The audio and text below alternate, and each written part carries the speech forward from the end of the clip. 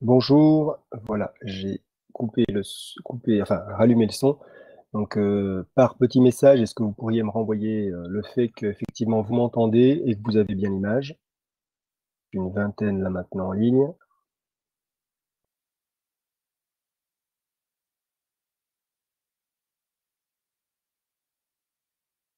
c'est parfait.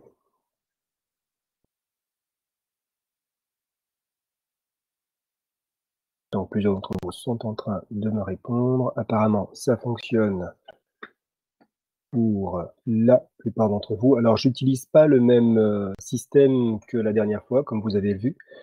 On est en train de tester un nouveau mode de communication qui s'appelle Big Blue Button, comme vous pouvez le voir sur l'écran, qui est un outil qui devrait nous simplifier la vie en matière de communication. Donc là, c'est le grand test, voilà, pour voir si ça fonctionne.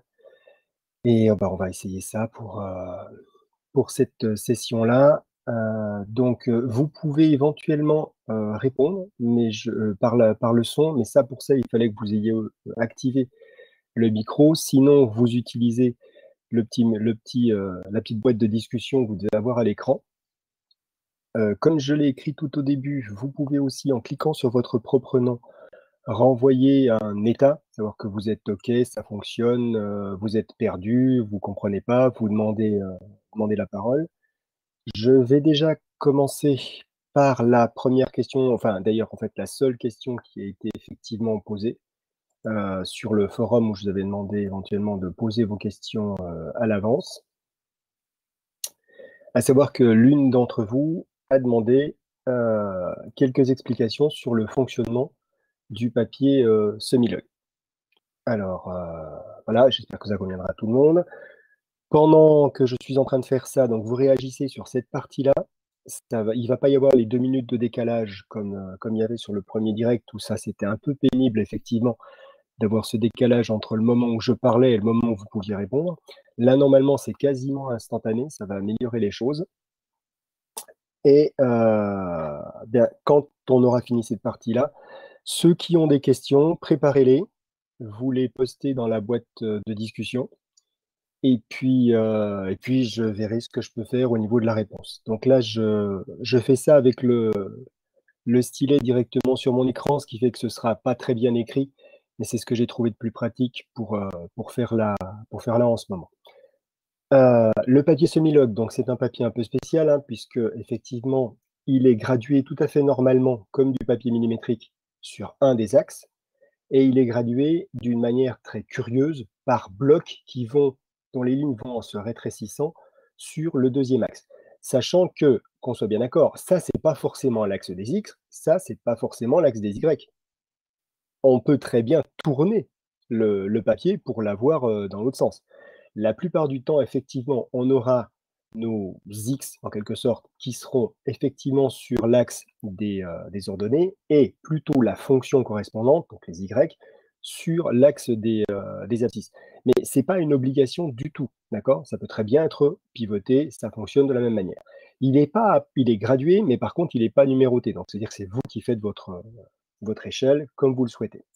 Il y a un truc qui est super important sur du papier semi-log, enfin sur l'axe qui est logarithmique en tout cas, donc ici celui que j'ai mis verticalement, il ne peut pas y avoir de zéro. Pour une raison très simple, c'est que il n'y a pas de valeur pour lequel log de zéro existe. Log de zéro, c'est moins l'infini. Donc on ne peut pas avoir de zéro qui apparaît ici. D'accord? Puisque ce qui est représenté ici, c'est directement la valeur du log du chiffre qu'on va rentrer. Donc ici, si je prends les données que j'ai mis en réserve, donc c'est un exemple que j'ai traité en cours, hein, mais on va le faire directement, où j'ai des temps et puis les valeurs des concentrations correspondantes. Et ce que je veux représenter, donc c'est log de A en fonction du temps, histoire de vérifier si ma fonction éventuellement ma cinétique serait effectivement du premier ordre. Cet axe-là, il est normal, donc je peux très bien décider de mettre 0 ici. Et puis, alors vu ce que j'ai ici, on mettrait 10. Oui, j'écris pas très bien sur 10, 20, 30, 40, 50 sur l'écran parce que le logiciel bricole avec ce que je suis en train d'écrire au fur et à mesure que j'écris, je suis désolé. Donc voilà, on fait une échelle, en 10 de ce côté-là et je dois mettre mon 1 quelque part. Enfin, mon 1 ou en tout cas le début de mon échelle, celle que je vais utiliser. J'ai, vous le voyez ici, des valeurs qui sont largement au-dessus de 1 et des valeurs qui sont en dessous. Donc avec l'échelle que j'ai pris ici, on va dire que mon 1, je vais le mettre ici. Donc je mets mon 1 sur une grande barre, celle qui sépare un ensemble qui va en se rétrécissant. Ça, c'est 1. Ce qui veut dire que ça, c'est 2. Ça, c'est 3, 4, 5, 6, 7, 8, 9, 10. Mon 10, il est ici. Et ensuite, ça, c'est pas 11, ça, c'est 20.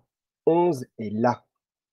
Donc là, j'ai 20, 30, 40, 50. Je vais mettre mon 50 ici, histoire de le placer. Qu'est-ce que j'ai en dessous? Eh bien ici, juste en dessous, c'est de la même manière. Si là, j'étais 1, 2, 3, et bien là, ensuite, je vais avoir 0,9, 0,8, 0,7, 0,6, 0,5, 0,4, 0,3, 0,3, 0,2, 0,1. Donc ici, j'ai 0,1. Voilà. Donc voilà comment ça marche. Ce qui veut donc dire que maintenant, assez simplement, à T0, 20, c'est facile à placer. C'est un point qui est ici. Simplement, je vais peut-être le mettre dans une autre couleur. Ce sera plus facile à voir. Donc peut-être en bleu, oui. On va se mettre en noir. Donc ici, j'ai mon premier point. Donc 21. Ensuite, à 10 minutes, donc ici, j'ai 34. À 34 minutes, excusez-moi. J'ai 10. Donc 10, 20, 30, 34, on va être ici. À 34, j'ai 10, je monte, ça me fera un point sensiblement là.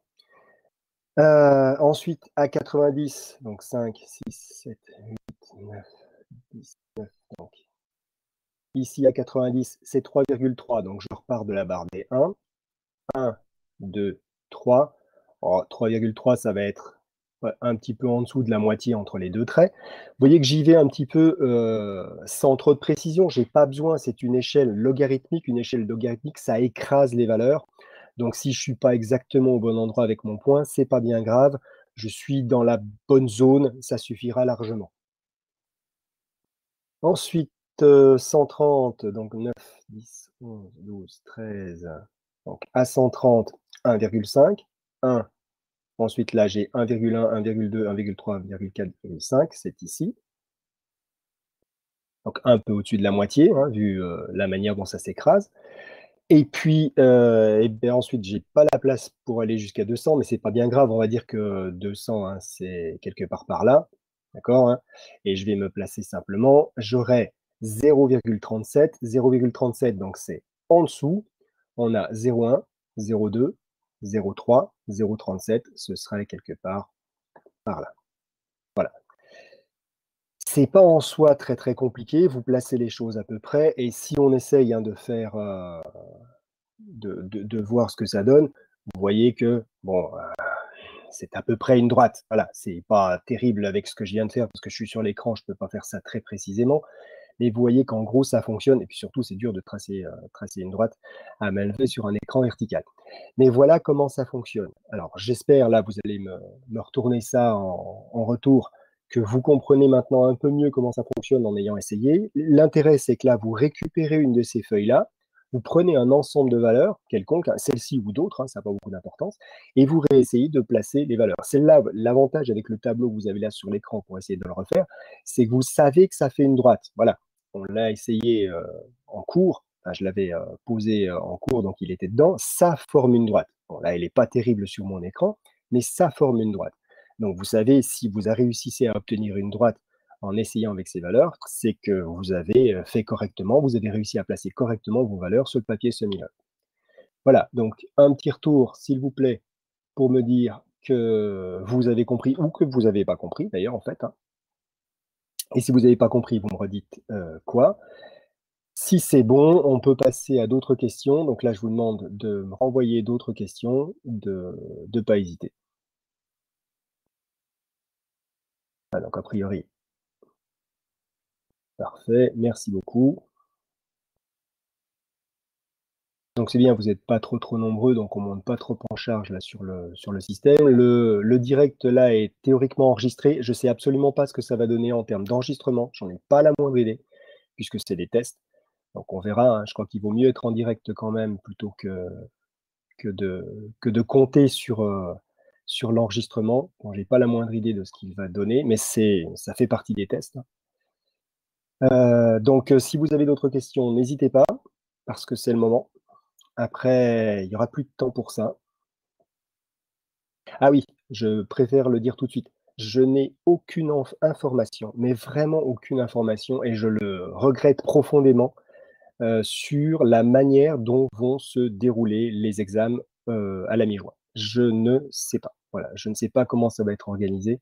Donc, pas de questions sur ce sujet-là. Je ne sais vraiment pas répondre à cette question.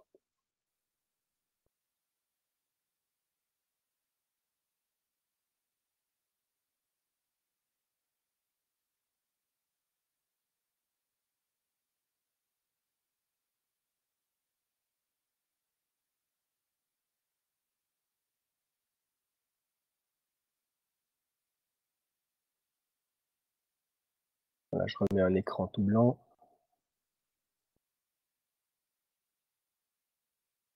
Ah! C'est une très bonne question, Louise. L'avancement maximal et l'avancement final. C'est pas la même chose. L'avancement final, c'est celui auquel on va arriver si on laisse courir la réaction. Si cette réaction est totale, cet avancement final, c'est forcément aussi l'avancement maximal puisqu'on va jusqu'au bout de la réaction.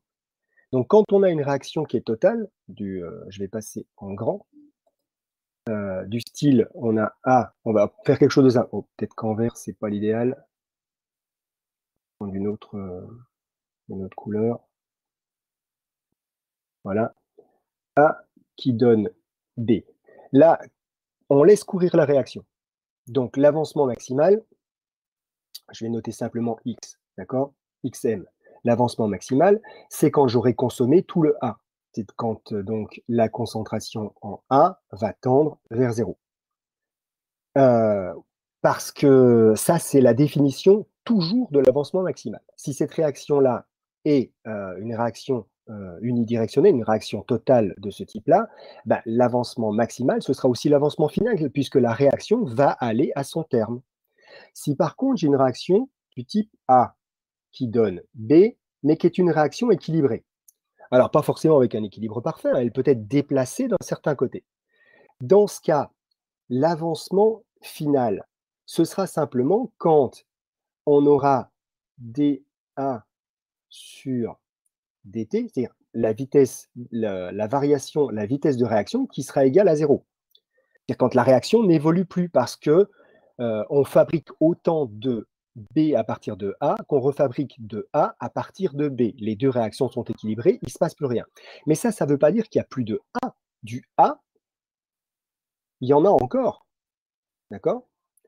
Ce A-là, il est égal à une certaine valeur qu'on va appeler A final, par exemple. C'est pas la même chose. Ça veut donc dire que ce X-là, c'est pas XM, c'est forcément hein, l'avancement de la réaction. Pardon, excusez-moi, je suis en train d'écrire une bêtise.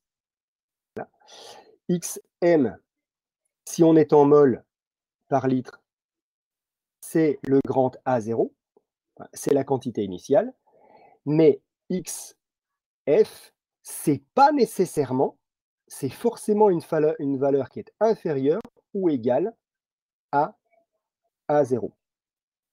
Donc, l'avancement final peut très bien être plus petit que l'avancement maximal. Simplement, c'est dans les cas où on n'a pas une réaction qui est totale. Si on a une réaction qui n'est pas totale, elle s'arrête de fait, hein, puisqu'elle n'est pas totale, avant la fin. Donc, l'avancement final est plus petit que l'avancement maximal. L'avancement maximal, c'est ce qu'on obtiendrait si la réaction était totale. Alors, attention, juste une précision. Même quand on sait qu'on a une réaction qui n'est pas totale. Il n'y a rien qu'empêche de calculer un avancement maximal. On va juste dire, temporairement, je fais l'hypothèse que ma réaction est totale. Si la réaction était totale, quel serait l'avancement maximal? Voilà. Ce qui permettra de calculer un taux d'avancement qui sera l'avancement final divisé par l'avancement maximal. Si c'est une réaction qui est effectivement totale, ce taux d'avancement, ce sera 1, voilà, puisque les 2 valeurs sont égales. Si c'est une réaction qui n'est pas totale, comme c'est le cas ici, dans ce cas, ça voudra dire tout simplement que l'on aura une réaction qui sera équilibrée, qui n'ira pas au terme, qui ira par exemple, en admettant par exemple que c'est une réaction dont l'avancement final X, F est la moitié de la quantité initiale, et bien on aura un avancement, un taux d'avancement ici qui sera égal à 50%, enfin 0,5 puisque là on fait le rapport entre les deux, mais ça n'a rien à 50%.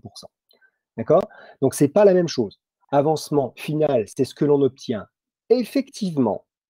L'avancement maximal, c'est ce que l'on obtiendrait si on a une réaction qui est vraiment totale ou si l'on fait l'hypothèse que la réaction est totale. Ce n'est pas la même chose et ça permet justement, en particulier, de calculer cet avancement, ce taux d'avancement. Voilà, j'espère que c'est plus clair là. Il y a quelques-uns qui écrivent.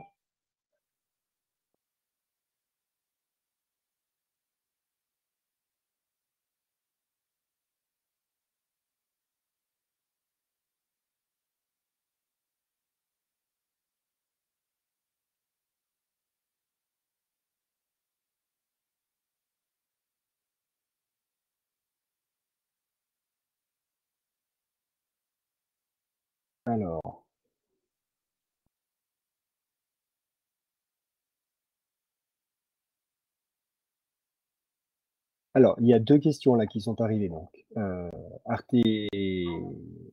Artémis Sinine et Onizuka. Donc apparemment Louise a compris, c'est parfait. Je vais répondre déjà à la question la plus rapide. La cinétique complexe fait partie de ce qui est au concours. Elle en fait effectivement partie. Donc c'est la totalité du cours de cinétique, c'est pas que le mien, hein, c'est aussi celui d'Yves Guillaume qui est au concours, qui est au programme du concours. Donc les deux sont effectivement au concours. Ensuite, concernant la question d'artémisinine, je suis pas sûr de comprendre la question parce que j'arrive pas à voir la différence qu'il y a entre les deux écritures que tu as fournies. Ah, d'accord. Si, c'est les A et les B qui sont inversés. Donc, alors, je vais reprendre une autre diapo. Donc, la question n'a de sens, hein, évidemment, que si on a A qui donne B et qui peut redonner A. Donc, on est dans la cinétique complexe, on n'est pas dans la cinétique simple. D'accord? Sinon, ça n'a pas de sens. Par convention, on a tendance à mettre dans le sens direct euh, des, des indices qui sont positifs, dans le sens indirect des indices qui sont négatifs. Mais des fois, on met K+, des fois, on met K-, on met KI, par exemple, pour K indirect, pour la réaction indirecte, D pour la réaction directe. Donc, il y a plein de... Ah, on reverra je reviendrai sur ça pour Louise. Avec donc des D, des I, donc les notations, elles peuvent changer. Pour pouvoir traiter ce problème-là, donc, par rapport, puisque c'est de la cinétique complexe, il faut compter les deux réactions indépendamment. On a A qui donne B, et A qui donne B, la vitesse de réaction, ça peut être, donc c'est en dA sur dt. Je ne vais pas mettre les crochets parce que c'est chiant à faire à l'écran, d'accord? Donc j'enlève les crochets, mais vous savez qu'elles sont là.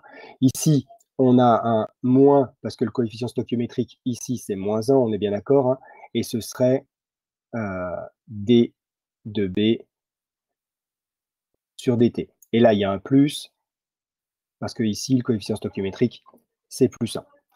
Ça, en admettant que ce soit une cinétique d'ordre 1, en admettant que, d'accord, parce que j'en sais rien, mais c'est pour simplifier les choses, en admettant que ce soit une cinétique d'ordre 1, ce serait K1, concentration en 1. Voilà. Donc, on aurait ça ici parce qu'on admet que c'est une cinétique d'ordre 1. Ça, c'est ce qu'on appellerait V1, la vitesse de réaction pour celle-ci. pour la réaction inverse, donc B qui donne A, on aurait V moins 1, qui serait cette fois-ci plus dA sur dt, parce que cette fois-ci, A est un produit de la réaction, et moins dB sur dt. Et ça, si à nouveau c'est une cinétique d'ordre 1, ça nous donne K moins 1 concentration en B. Pourquoi concentration en A ici, concentration en B ici? Parce que ça, c'est le réactif de la première réaction, ça c'est le réactif de la deuxième. Voilà, c'est aussi simple que ça. Et les plus et les moins, c'est parce qu'on a ici le réactif, là le produit, là le réactif, là le produit. Donc on inverse les choses, donc c'est normal qu'on ait des plus et des moins qui soient inversés dans les deux propositions. Voilà. Ensuite, si je veux faire le bilan, de cette réaction-là, la vitesse donc globale, il faudrait que je l'écrive comme étant la variation de concentration de A par rapport à T, ou la variation de la concentration en B par rapport à T. Mais là, est-ce que je mets des plus? Est-ce que je mets des moins? Qu'est-ce que j'utilise? Qu'est-ce qui est réactif? Qu'est-ce qui est produit? Puisque les deux sont réactifs ou produits quand je tiens compte des deux réactions. On utilise la convention d'écriture. La convention d'écriture, la même qu'on a utilisée depuis le début, que j'ai utilisée depuis le début de l'année, c'est une réaction, ça se lit dans le sens conventionnel de lecture, donc de la gauche vers la droite. À gauche, par convention, les réactifs, à droite, les produits. Donc, ça veut dire qu'on va retrouver notre moins ici et notre plus ici. Moins 1 et plus 1, bien entendu. Si c'était des 2, je mettrais moins 2 et plus 2, mais ici, c'est des 1, donc je ne les écris pas. Voilà. Ce qui veut donc dire que ma vitesse globale, c'est moins dA sur dt. Et maintenant, dans une cinétique, c'est toujours la même chose quand j'ai plusieurs réactions, j'additionne les vitesses individuelles. C'est la convention, j'additionne les vitesses individuelles. C'est-à-dire que ce terme-là, je vais passer en couleur, ce terme-là, ou celui-ci, parce que c'est la même chose, je vais les chercher dans chacune des réactions et je vais additionner ce que je vais obtenir. Donc si maintenant je cherche, donc moins dA sur dt, moins dA sur dt, je l'ai ici, et c'est V1. Donc, égal V1. Plus, parce que je vais additionner chaque vitesse de chaque réaction individuelle. Plus, je cherche à nouveau moins dA sur dt. Je n'ai pas moins dA sur dt, ici j'ai plus dA sur dt. Vous le voyez bien, ce n'est pas la même chose. Ici, j'ai plus dA sur dt. Donc si plus dA sur dt, c'est égal à V moins 1, c'est que moins dA sur dt, c'est moins V moins 1. Ce qui revient évidemment à écrire V1 moins V moins 1. Voilà. Sachant que V1 et V moins 1, eh bien, V1, c'est K1A, et V moins 1, c'est K moins 1B. Ça va donc faire K1A moins le moins qui est ici, d'accord? V moins 1, K moins 1, B. C'est vraiment écrit comme un cochon, j'en suis désolé, mais c'est difficile vraiment avec le stylet sur l'écran. Voilà, est-ce que artémisine, misinine, ouais, est-ce que c'est un peu plus clair sous cette forme-là? Voilà, j'attends le retour là. Pour voir, mais pour tout le monde, vous pouvez tous répondre d'ailleurs en fait, il n'y a pas qu'elle qui doit répondre.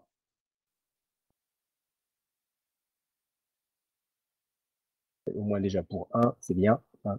Donc,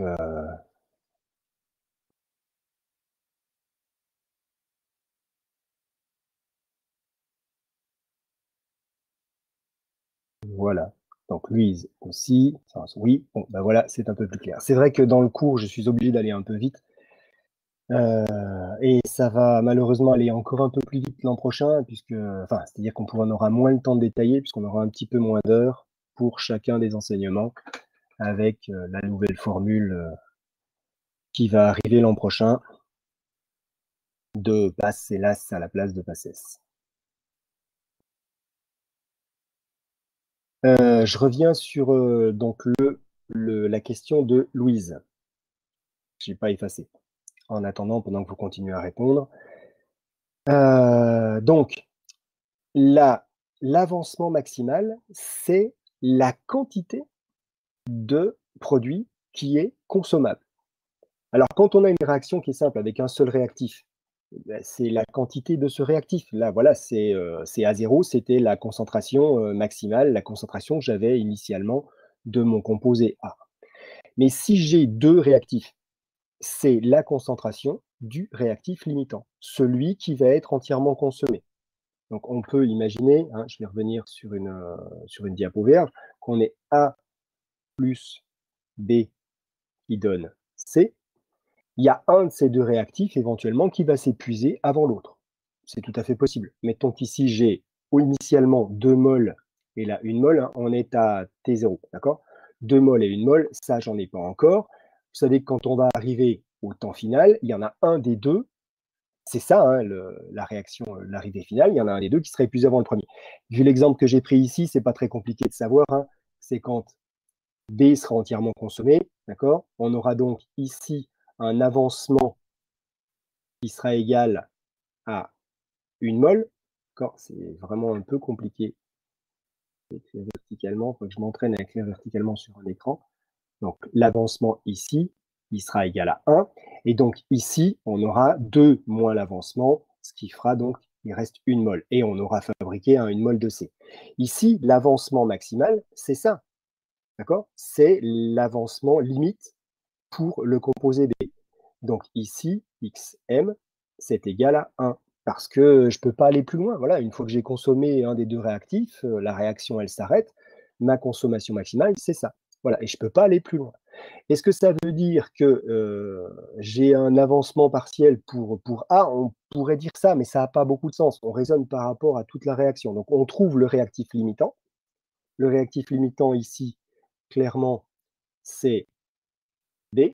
On trouve le réactif limitant et l'avancement maximal, c'est l'avancement par rapport à ce réactif limitant, c'est quand on l'a consommé intégralement.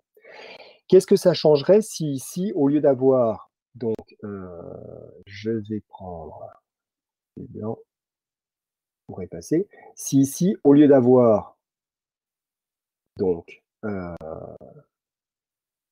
j'efface tout ce qui ne sert à rien, hein, voilà, une réaction en sens unique, j'ai une réaction équilibrée. Pour calculer l'avancement maximal, ça change rien. Je vais simplement considérer que ça, j'en tiens pas compte. Donc mon avancement maximal, ce sera pareil, 1, parce que je fais la même hypothèse. Pour calculer l'avancement maximal, je cherche ce que j'obtiendrais si la réaction était totale. Et si la réaction était totale, ici j'arrive à 0, là j'arrive à 1, là j'arrive à 1, mon avancement maximal, ça reste 1. Et puis pour mon avancement réel, mon avancement final, mon XF, qu'est-ce que ce serait? Ben, mon XF, c'est par rapport à ce qu'on m'aura donné. On m'aura dit quelque part dans le texte que quand j'ai cette réaction A plus B qui donne C, si je pars de 2 et que j'ai 1, et que là j'en avais pas, j'obtiens 0,5 ici. Puisque là j'ai 0,5, je sais que mon avancement, donc à la fin de la réaction ou au moment où on me demande de le calculer, d'accord, ça peut être final ou ça peut être au moment de le calculer, c'est 0,5. Donc ici j'aurai 1,5 et là j'aurai 0,5. Et donc mon avancement final, quand la réaction est terminée, quand on a l'équilibre, c'est ici 0,5. Cet avancement que je peux calculer ici, qui est le même ici, hein, d'accord, c'est 0,5 ici aussi, on est bien d'accord, hein, c'est forcément le même. Hein. L'avancement, c'est le même pour tous les réactifs, hein, y compris pour le produit, mais je peux le calculer ici. Je veux donc dire qu'ici, mon taux d'avancement, ce serait 0,5 sur 1, 0,5, c'est-à-dire 50%. Donc, quand on a une réaction qui est équilibrée, on fait l'hypothèse, c'est ce qu'on a ici, qu'elle est totale, donc sans tenir compte de cette partie-là, pour calculer l'avancement maximal sur le réactif limitant, s'il y en a un. S'il y a un seul réactif, c'est pas un problème, c'est instantané, c'est tout simplement la concentration de ce réactif. Voilà, point, ça y est, c'est terminé. Si ensuite j'ai par contre un réactif limitant et que j'ai une réaction qui est équilibrée, ben là, c'est pas compliqué. Cette fois-ci, vous aurez forcément, parce qu'on doit vous donner hein, cette valeur-là, vous aurez moyen de calculer l'avancement réel, et c'est cet avancement réel qui vous permet de déterminer l'avancement final. Voilà. Donc, une manière ou une autre de vous permettre de le calculer, on vous dit que la concentration finale est tant pour tel réactif, et donc à partir de là, vous l'avez. Comment vous trouvez la TF pour A, nous trouvons 0,5? Ben, tout simplement parce que si là j'en consomme 0,5, là j'en consomme 0,5 aussi. Voilà. C'est pour Ju 0,9. D'accord?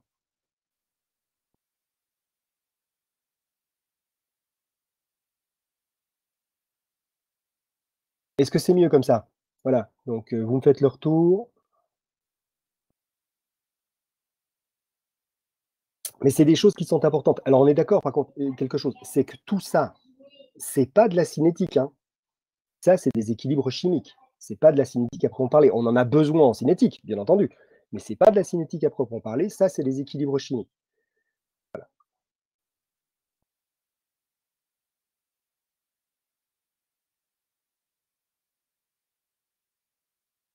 Donc des choses qu'on a vues plutôt au premier semestre, mais qui sont très utiles aussi pour effectivement la cinétique, ça va de soi.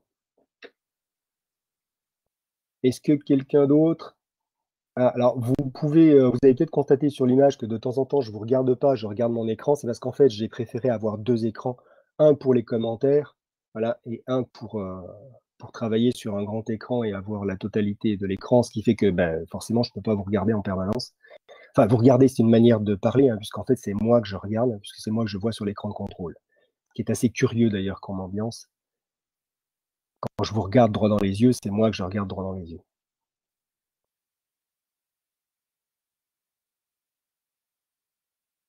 Alors, pas d'autres questions?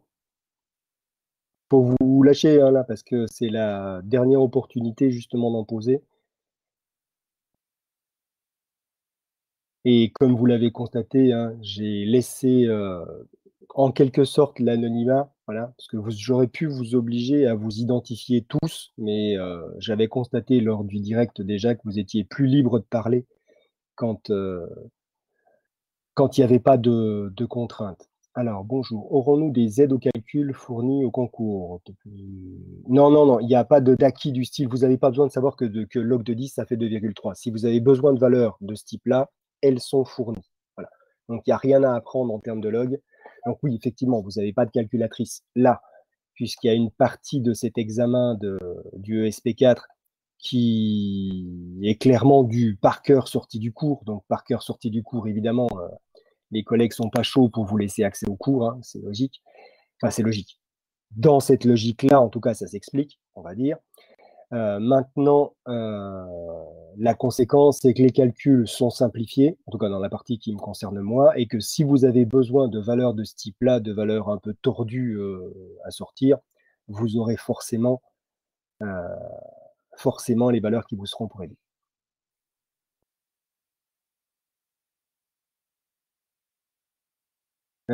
Oui, on va dire que donc pour Juliette, hein, Juliette a renvoyé un autre message.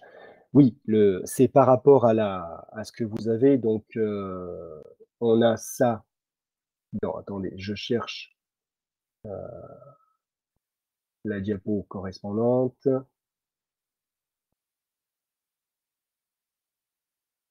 La diapo correspondante, c'est laquelle déjà que tu as mis? Oui.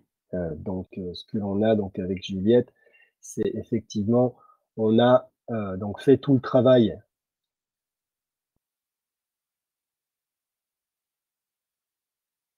Alors, attendez, je vais passer sur l'autre écran là pour vous montrer. Donc,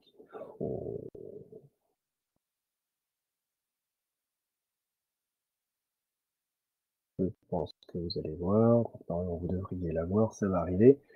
Euh, Voilà, ça arrive, enfin, en tout cas, moi, c'est déjà arrivé sur mon écran, ça arrive chez vous aussi. Les droites qu'on a à tracer, d'accord? Donc les graphiques qu'on a à tracer, ils sont tracés à partir de ces choses-là, d'accord? De ces équations qu'on a déterminées quand on a fait l'intégration, d'accord? Donc on fait l'intégration, je remonte juste un cran.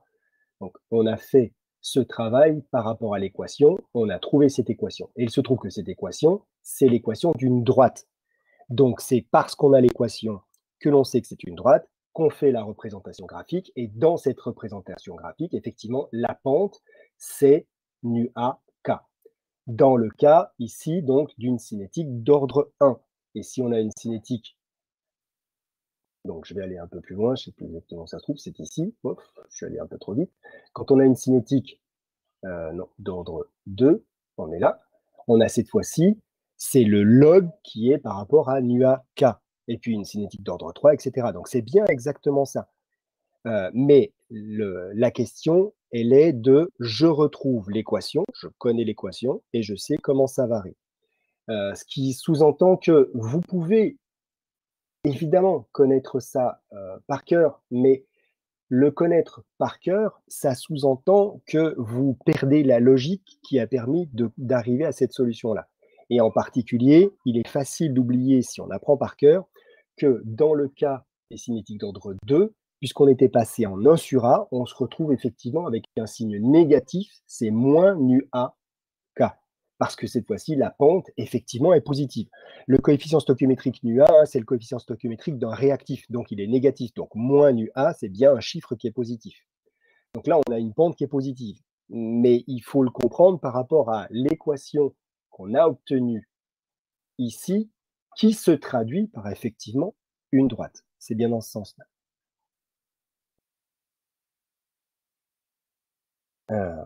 Donc c'est bien ce que tu avais résumé, hein, Juliette. Manon, comment on trouve l'ordre de la réaction des vitesses initiales? La méthode initiale, je vais y revenir. Et pour les aides au calcul, est-il possible que celle-ci soit fausse? Fausse, j'espère que non, franchement. Vu le nombre de fois où on les aura relus à plusieurs, voilà. Donc j'espère que non. Par contre, il est parfaitement envisageable, donc là, je réponds à Lolo, hein. Il est parfaitement envisageable que ce ne soit pas les valeurs que vous connaissiez. Du style, vous savez, il y a quelqu'un qui l'a ressorti là tout à l'heure, que log de 10, vous savez ou vous ne savez pas, c'est pas n'importe quoi. Log de 10, c'est à peu près 2,3. Mais pour simplifier les calculs, on peut très bien écrire, et je le fais très régulièrement dans les examens, qu'on n'a qu'à prendre 2,5. Log de 10 égale 2,5, parce que ça va simplifier les calculs par la suite, ça fait un quart, donc c'est plus facile de travailler avec 2,5 qu'avec 2,3. Donc ça, c'est parfaitement envisageable. C'est-à-dire qu'on vous fournisse des valeurs d'aide au calcul qui ne soient pas rigoureusement exactes. Ça ne veut pas dire qu'elles sont fausses, ça veut dire qu'elles sont approximées de manière à simplifier les calculs. Mais fausse, ce serait vraiment un coup de pas de chance vu le nombre de fois où on relie les trucs. Ce qui peut toujours arriver, on est bien d'accord. Mais si vous constatez manifestement qu'une valeur d'approximation qui vous est donnée est fausse, vraiment complètement en dehors des clous, hein, 20 fois trop grande ou 50 fois trop petite, vous pouvez lever la main pendant l'examen pour demander une explication pourquoi c'est cette valeur-là et si elle est exacte. Sachant que ça ne poserait pas forcément de gros problèmes à tout le monde, puisque si tout le monde utilise cette valeur-là, tout le monde va trouver la bonne valeur qui sera utilisée par tout le monde. Donc, à la limite, même si la valeur était complètement fausse et complètement délirante, ça ne pose pas de problème. Voilà. Comment expliquer? Ok, le T60%, donc on va refaire avec alors Manon et Jus09, la méthode des vitesses initiales. Donc la méthode des vitesses initiales, je vous recherche ça dans le topo.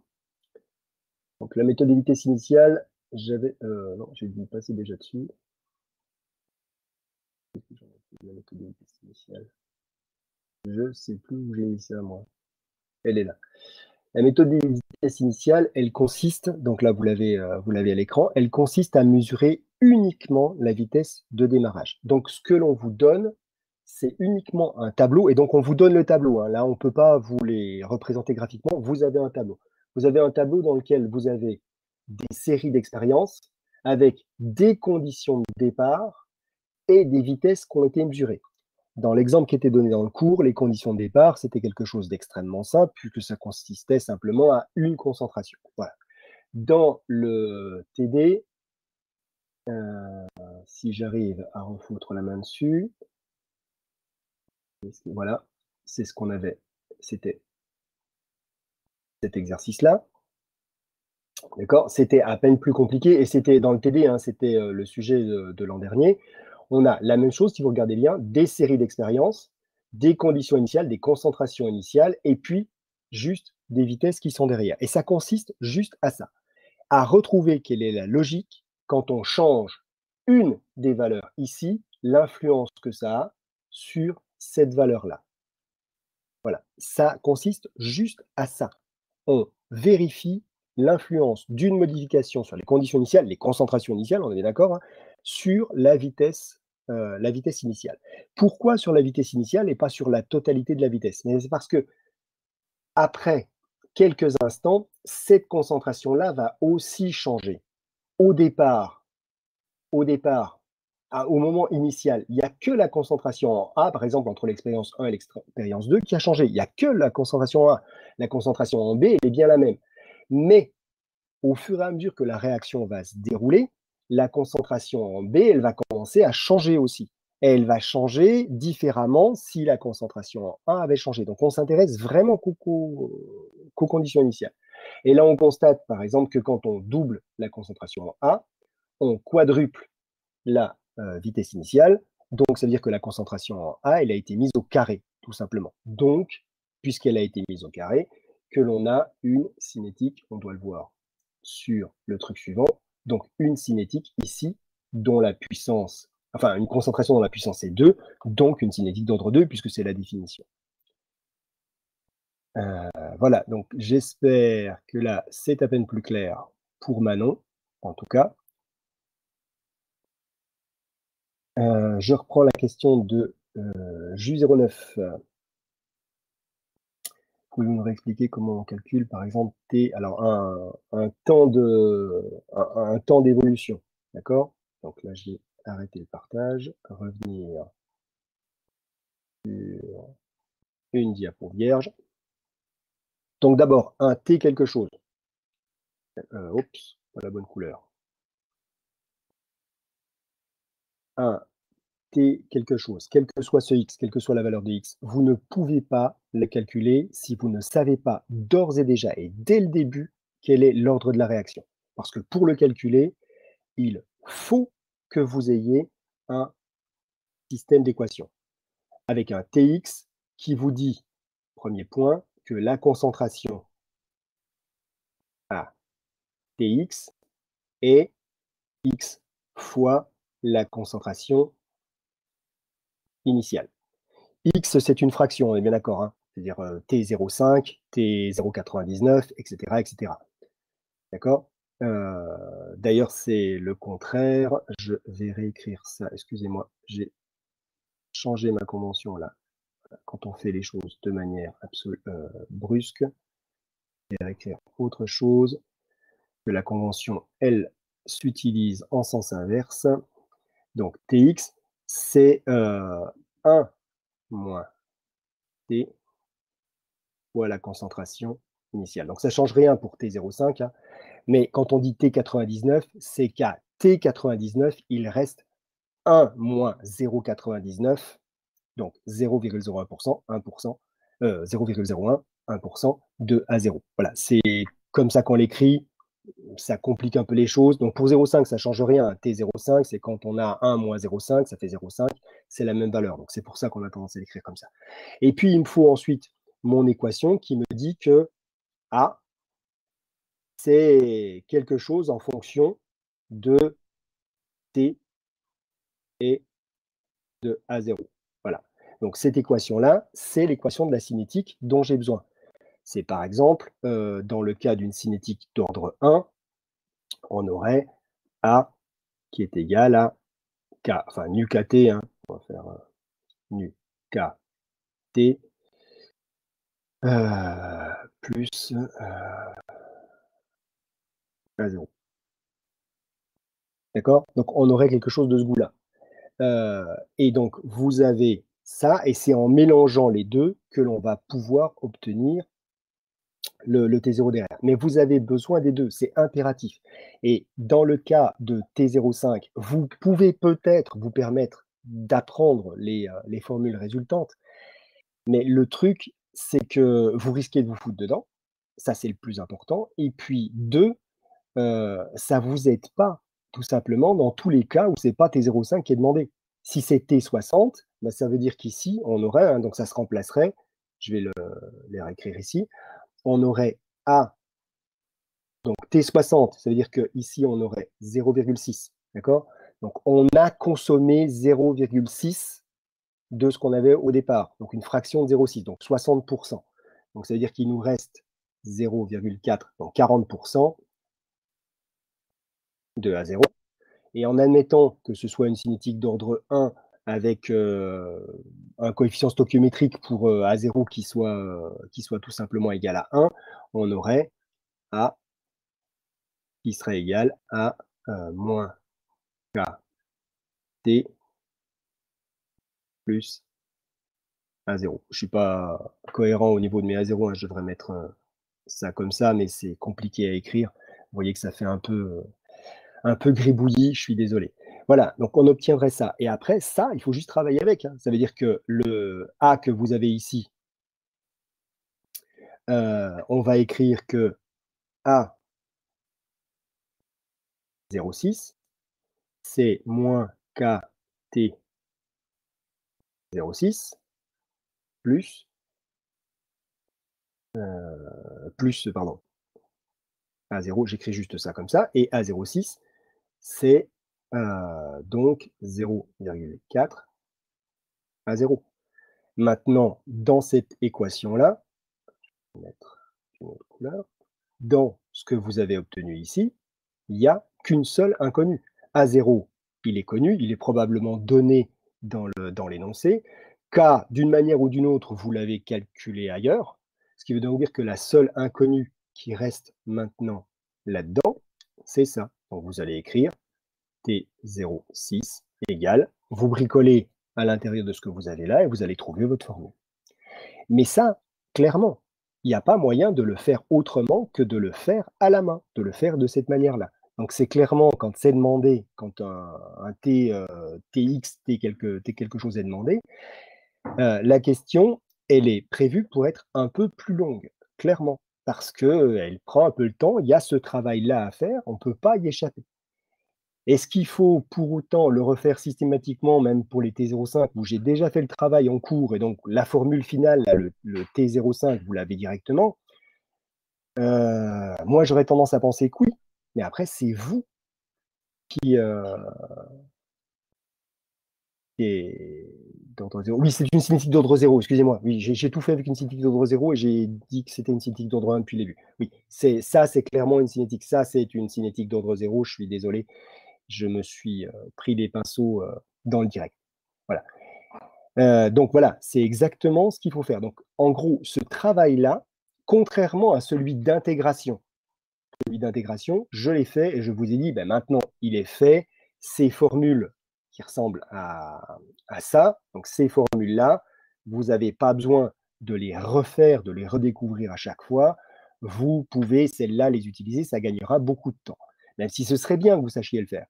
Mais voilà, c'est pas la peine, ça ira rapidement. Mais le travail, par contre, de détermination d'un TX, là, vous ne pouvez pas l'apprendre par cœur. Vous êtes obligé de savoir refaire cette chose-là. En tout cas, ce que vous apprenez, c'est à faire ce travail-là et pas directement une formule finale. Ça ne marche pas. Voilà. Alors, est-ce que c'est bon pour qui avait posé la question déjà? C'était Ju 09.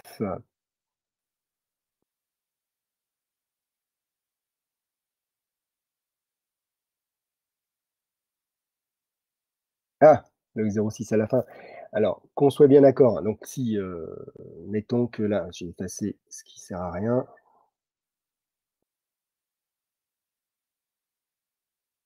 Donc en admettant que ici, ça change pas, hein, ça va changer forcément, parce que cette fois-ci, j'aurai un log. Là, ça va pas changer, tout ça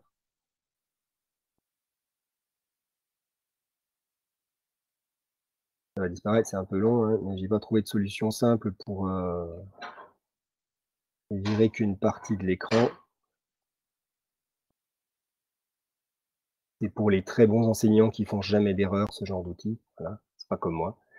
Euh, la différence, donc je vais reprendre mon stylo noir, c'est qu'on ira ici, hein. Donc en ordre 1, on aura un log ici, hein. Voilà. Ce qui veut donc dire qu'ici, j'aurai un log de A, j'enlève les crochets, hein, ça m'agace, qui serait égal à un moins kt plus A0. On a une écriture un peu plus fine, si je peux. Log de moins kt qui est égal à A0. Donc voilà, c'est ce qu'on a. Ici, c'est un peu log de A0, pardon. J'ai oublié le log ici aussi. J'ai oublié le log là. Voilà. Ce qui veut donc dire que cette fois-ci, on a log de A06 qui serait égal à moins kt plus log de A0. Le t ici, c'est le T06 que je cherche, hein, bien entendu. Le 0,6 que j'ai ici, on est bien d'accord, il est égal à log de 0,4. J'arrive pas à faire le 0. Voilà. Le 0,4 à 0. Voilà. Parce que je suis à 60%, il me reste 40%. Là, je dirais que si on a quelque chose de... si vous avez une calculatrice, le truc est tout simple, puisqu'on a simplement un T 0,6, voilà, qui serait égal à, vous passez le A0 de l'autre côté, on va avoir donc log de 0,4 à 0 moins log de A0, et puis il y a le moins, je vais le laisser là pour l'instant, hein, le moins K, donc il ne m'embête pas. Log de A moins B, c'est log de A sur B, donc ça, c'est log de 0,4, puisqu'on a log de, 0, de A0 sur A0, ça s'élimine. Il me reste 0,4. Voilà. Il y a un moins qui va inverser la proposition, et on le verra tout à l'heure. On a un moins K qui va inverser la proposition, mais on n'en a pas besoin pour l'instant.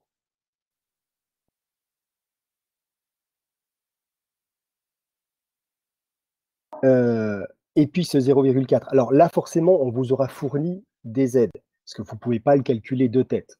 On vous aura peut-être dit que log de 2, c'est égal à 0,7. 0,69, mais on s'en fout, log de 2, c'est aux alentours de 0,7. 0,4, c'est 2 fois 2 fois, plutôt divisé, pardon. Donc, divisé, je vais faire simplement comme ça, divisé par 10. C'est donc égal log de 0,4, c'est log de 2 plus log de 2 moins log de 10. Parce que log de A fois B, c'est log de A plus log de B. Ah, je ne peux pas écrire le B. Voilà, log de B. Donc ici, on a log de 2 plus log de 2 moins log de 10.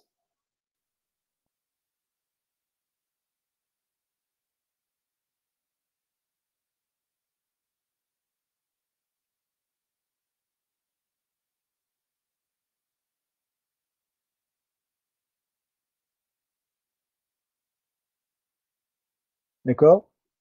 Alors j'espère que là, vous avez suivi. Donc le 0,4 qui se trouve ici, on peut le calculer finalement directement à partir de log de 2, de log de 2 et de log de 10. Hein. Donc on vous a dit que log de 2, ça fait 0,7, que log de 10, ça fait 2,5, et donc vous pouvez le calculer directement. Ça fera donc 0,7 plus 0,7 moins 2,5. Voilà, si on avait pris des approximations qui simplifient les choses. Donc c'est juste un calcul qui est relativement simple en fait. Voilà. Là, ce sera relativement évident. On devra diviser par K après, mais le K, encore une fois, il aura été soit calculé avant, soit déjà donné. Soit trouvé graphiquement, parce que c'était la pente, hein, tout simplement, ça peut être ça aussi. La pente d'une des courbes qu'on a déjà tracée. Est-ce que c'est oui, ensuite on repasse le -k de l'autre côté, voilà. Donc on divise le 0, le -0,4, enfin le log de 0,4 par -k, tout à fait. Parce qu'on va trouver un chiffre négatif, hein. Log de -0,4, on est bien d'accord que ce sera un chiffre négatif.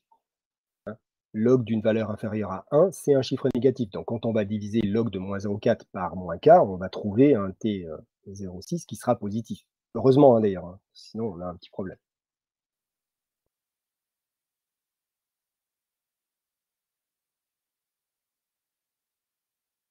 Alors, est-ce qu'il y a Louise qui demande s'il y a des coefficients différents? Oui, il y a des coefficients qui sont différents pour les questions. En gros, le coefficient reflète essentiellement la difficulté d'une question, le temps qu'on va passer à la faire. En gros, si une question est extrêmement simple, elle est en général coefficient extrêmement simple, rapide à faire, donc qu'on soit d'accord, rapide à faire. Et elle n'est pas comptée de la même manière que pour une question qui est beaucoup plus longue à faire. Donc une question qui est un peu plus longue a un coefficient qui est plus élevé parce qu'on va y passer plus de temps. Donc il faut que, puisqu'on y passe plus de temps, elle rapporte un peu plus de temps au final. Voilà, c'est pas parfait comme manière de faire, mais c'est plus ou moins la logique qui est utilisée. Je vais juste vous dire une petite chose. J'avais prévu 1 heure parce que je suis obligé de rendre l'antenne ensuite. Voilà, hein, c'est réellement pour ça. Donc, ce qui veut dire que je vais traiter la dernière question de Laura qui est à l'écran. Et puis ensuite, on devra arrêter. Voilà, parce que c'était prévu 1 heure, il faut prévu 1 heure, donc je pense que je peux dépasser un petit peu, mais pas de beaucoup. Et là, on est à 57 minutes. Par rapport à un composé, comme dans le sujet 9, pouvons-nous calculer K en premier et remplacer pour trouver ou devons-nous obligatoirement regarder dans le tableau? Alors, comme dans le sujet de 2009, le sujet qui était à l'écran tout à l'heure, tu peux pas calculer K tant que tu as pas les ordres. Enfin, sauf évidemment, quand on a toutes les concentrations qui sont égales à 1, oui, on peut calculer K immédiatement, mais il ne faut pas compter sur le fait qu'on aura forcément toutes les concentrations qui seront égales à 1. Ce n'est pas une nécessité. Donc, si les concentrations ne sont pas égales à 1, ce qui était le cas là pour simplifier, juste pour simplifier les choses, on est obligé de calculer les ordres d'abord pour ensuite calculer K quand on est dans une cinétique qui est basée sur du calcul de vitesse initiale. Donc, il faut d'abord passer sur le calcul de désordre pour ensuite le faire. Sauf évidemment si on a le cas simple qui était présenté effectivement dans l'examen, où toutes les concentrations étant égales à 1 dans une des expériences, évidemment, ça veut dire qu'elles disparaissent, ces concentrations-là, et on a K directement. K, effectivement, là, on l'avait instantanément.